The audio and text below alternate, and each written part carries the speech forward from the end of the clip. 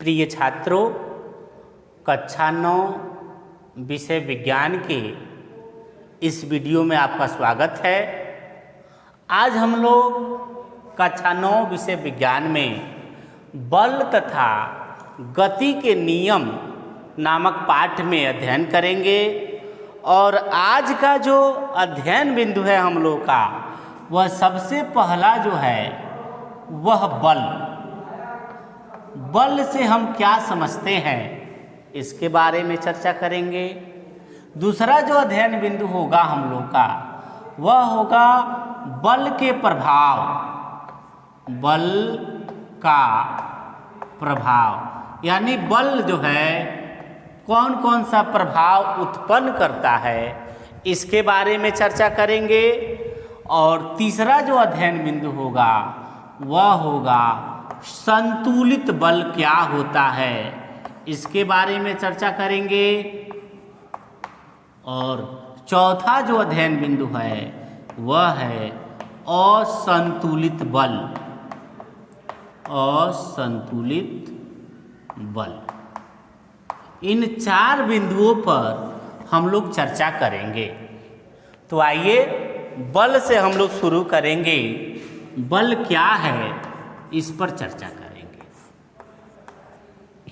प्रिय छात्रों, पिछले अध्याय में हम लोग गति के बारे में पढ़े थे, वेग के बारे में पढ़े थे, त्वरण के बारे में पढ़े थे।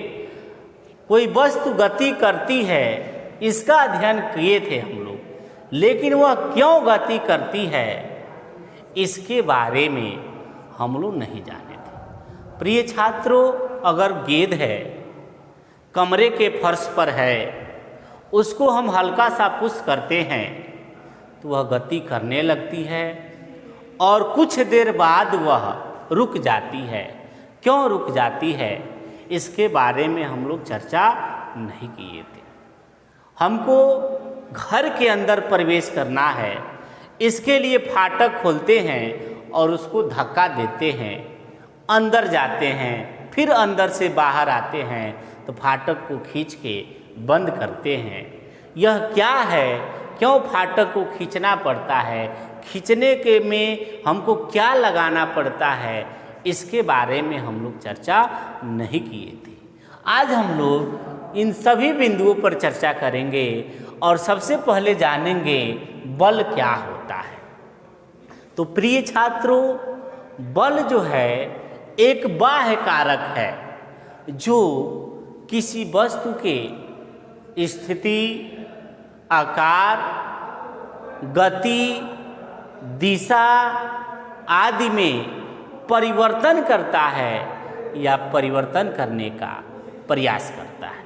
आपसे अगर पूछा जाए कि बल से आप क्या समझते हैं, तब बताएंगे बल वह बाह्य कारक है जो किसी वस्तु के स्थिति, अवस्था, गति अथवा दिशा में परिवर्तन करता है या परिवर्तन करने का प्रयास करता है।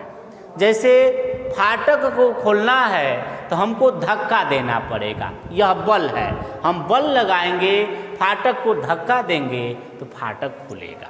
फाटक को यदि हमको बंद करना है तो उसको खींचना पड़ेगा, खींचने में हम बल लगाएंगे तब वह फाटक बंद होगा। इसका मतलब हम ये भी कह सकते हैं बल धक्का या खिंचाव है जो किसी वस्तु के अवस्था में परिवर्तन करता है या परिवर्तन करने का प्रयास करता है।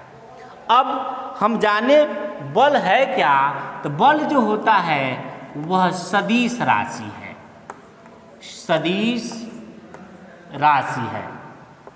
इसका मतलब क्या हुआ, यानी सदिश राशि। अब हम विचार करें ये सदिश राशि क्या होता है, तो आप लोग पढ़े होंगे कुछ ऐसी राशियां होती हैं जिनमें परिमाण और दिशा दोनों होती हैं। उन राशियों को हम सदिश राशियां कहते हैं।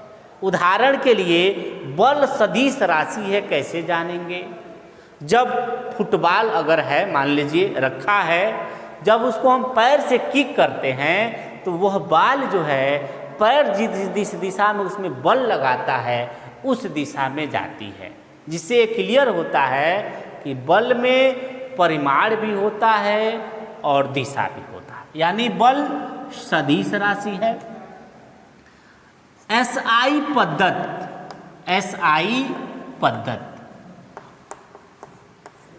पद्धत जिसको हम यमकेयस पद्धत भी कहते हैं, यमकेयस पद्धत में बल का जो मात्रक होता है वह न्यूटन होता है।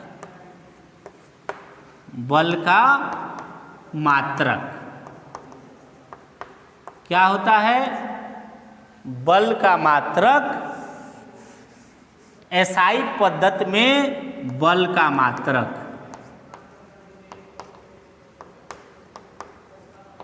न्यूटन होता है। सीजीएस में, सीजीएस जिसका फुल फॉर्म होता है सेंटीमीटर ग्राम सेकेंड, यमकेएस का फुल फॉर्म होता है मीटर किलोग्राम सेकेंड, यानी सीजीएस पद्धति में बल का जो मात्रक होता है वह डाइन होता है, यानी बल एक सदिश राशि है।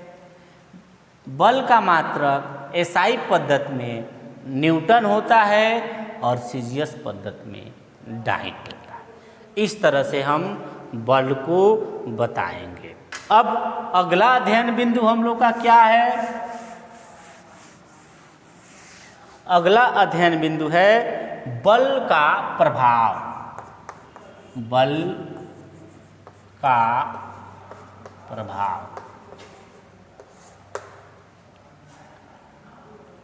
बल का प्रभाव, और बल के प्रभाव के बारे में जानेंगे। प्रिय छात्रों, क्रिकेट का खेल होता है, बाल फेंकने वाला यानी बॉलर जब बाल फेंकता है और बैटिंग करने वाला जो प्लेयर है उस बाल पर अपने बल्ले से जब प्रहार करता है तो बाल की दिशा बदल जाती है। ये किसके कारण संभव होता है? यह बल के कारण संभव होता है। तो अगर बल के प्रभाव को जानना है तो पहला इसका प्रभाव होगा, बल जो होता है वह वस्तु के गति की दिशा को बदल देता है या बदलने का प्रयास करता है। यानी बल जो होता है वह गति के दिशा को बदल देता है या बदलने का प्रयास करता है। दूसरा, गुब्बारा है, जब उस पर हम बल लगाएंगे तो उसका आकार जो है डिस्टर्ब हो जाएगा। ये किसके कारण संभव होगा? बल के कारण। तो दूसरा बताएंगे, बल जो होता है किसी वस्तु के आकार में परिवर्तन करता है या परिवर्तन करने का प्रयास करता है। प्रयास क्यों करता है? यह डस्टर है, इस पर जब हम बल लगाएंगे, कितना हो इसको दाबेंगे तो इसके आकार में परिवर्तन नहीं होगा। हमने प्रयास किया लेकिन इसके आकार में परिवर्तन नहीं हुआ। इसका मतलब ये हुआ, बल या तो आकार में परिवर्तन कर देगा या करने का प्रयास करेगा। यानी पहला क्या था? बल दिशा में परिवर्तन करेगा या करने का प्रयास करेगा। दूसरा, बल आकार में परिवर्तन करेगा या करने का प्रयास करेगा। तीसरा जो है, बल जो है विरामावस्था में यदि कोई वस्तु है तो उसको गति अवस्था में ला देगा। जैसे फुटबॉल ग्राउंड में रखा है, पैर से किक करेंगे, उस पर बल लगाएंगे, वो गति की अवस्था में आ जाएगी।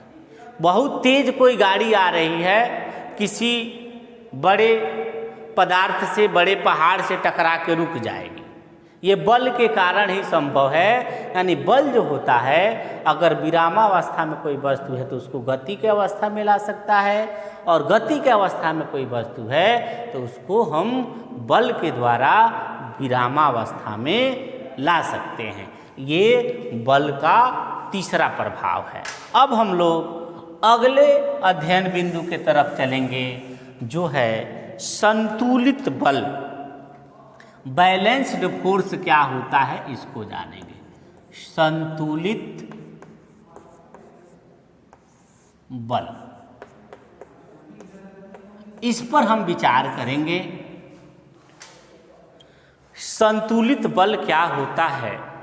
कोई पदार्थ है, कोई वस्तु है और उस पर एक से अधिक बल लगे हैं, कई बल लगे हैं, सबकी दिशा अलग अलग भी हो सकती है, समान भी हो सकती है।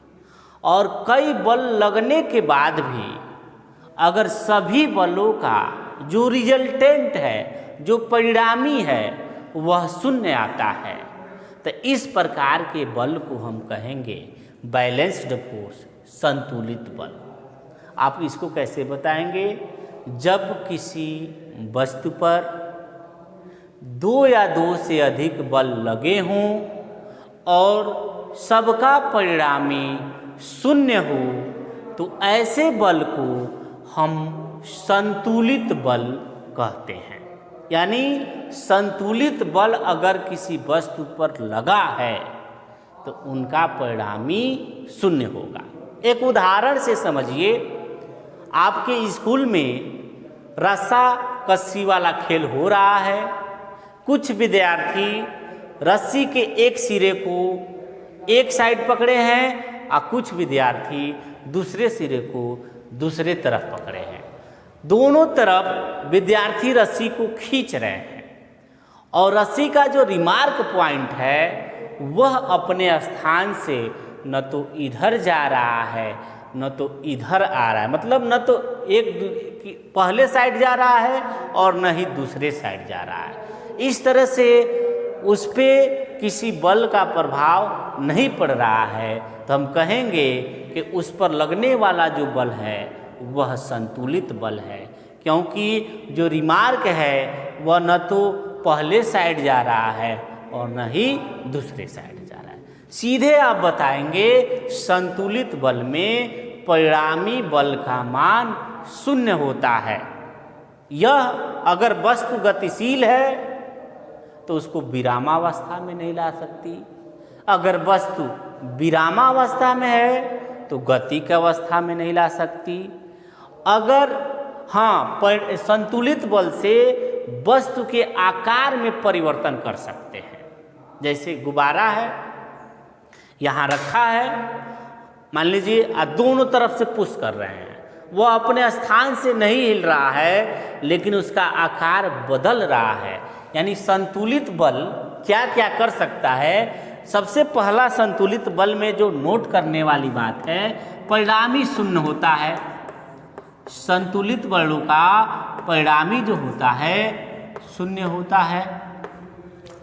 दूसरा क्या हो सकता है संतुलित बल में? तो दूसरा आप बताएंगे संतुलित बल आकार में परिवर्तन कर सकता है, आकार में परिवर्तन कर सकता है।